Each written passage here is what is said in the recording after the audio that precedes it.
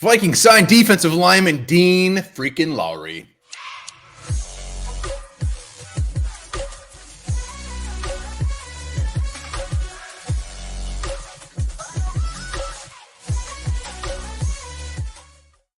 All right, welcome back to the Onebar and Lupagus show. I'm Onebar with Lupagus is in the house. Very excited about that. Yeah.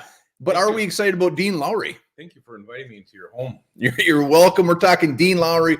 Before we get into that, remember, subscribe to the channel. Let's get to 10,000, maybe. Hit that sub button. Boom, boom, boom. And happy St. Patty's Day to y'all. Cheers. Cheers, cheers, cheers. So Vikings, we've been waiting for them to look at the defensive line. Dalvin Tomlinson leaves. Even before him, we had some serious issues along the depth chart. Right now, it was James Lynch, Tonga, and Phillips of the season. But now we throw Dean Lowry into the mix, who's been with the Packers for the last 7 years. Yeah, so definitely Vikings fans, we're all familiar with Dean Lowry. He has been on top of Kirk Cousins a couple times, like we all would like to be. We've seen him blow by Garrett Bradbury. You can play him inside. He doesn't blow by anybody. Play him outside. I actually like Dean Lowry. He plays with some fire. I like him better as a backup, but I think he's a guy, if he has to start, you can put him out there. Well, that's going to be the big question. I mean, with the contract of $8 million for 2 years, I haven't seen the total details of it, but that's a lot of money. I mean, that's not money you throw at a guy that you want to just be like possibly a rotational guy. But even with Green Bay, I mean, he has started 80 games in his career. Looking at some of the Packers articles, whether they want him back or not, and this pretty much sums him up, is like, he's fine. He's not sexy. He's not going to be like this super athletic, speedy guy. He's just kind of this gritty guy that gets things done. For the most part, it seemed like they were probably fine to move on from him. And we're the heroes. We did him a favor. He doesn't have to be a Packer anymore. Yeah. He's a Viking. Yeah, another Packer to Viking pipeline. It continues, which is always fascinating to see happen. So I would expect that he is probably going to start unless they go crazy in the draft or find somebody else. But Dean Lowry, Harrison Phillips, and probably a rookie would be my guess for the D-line.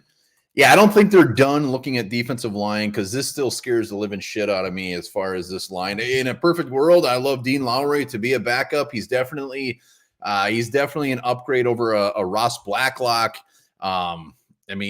Jonathan Bullard and maybe James Lynch, but they'll be fighting their asses off for that spot. But I'm glad they addressed it. The price tag, not fantastic. It's not a sexy signing, but it might have teeth. And we don't know the breakdown, right? We know it's 2 years, $8 million. We don't know if it's like, $2.5 million this year, then everything is deferred or some shit. So. Yeah, we will see. But again, glad they addressed the defensive line. They need to do it again. And I hope he comes and knocks their socks off and is a starter, because he had again, he's not a guy who's going to get after the quarterback. 15.5 sacks over 7 years. Last year he had a half a sack, just like Marcus Davenport. Yep. It's official.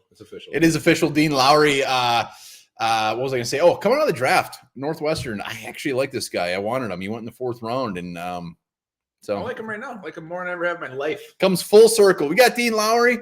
Added some depth at a spot we needed. We got some money to spend. We gave it to the old Dino. Let us know what you think in the comments. I'm sure we'll bring somebody on from the Packers world to let us know what to expect from Dean. But I don't think they're going to be very nice to Dean. They're going to miss Dean so damn much. And remember this: St. Patrick's Day is March 17th. Hey-oh.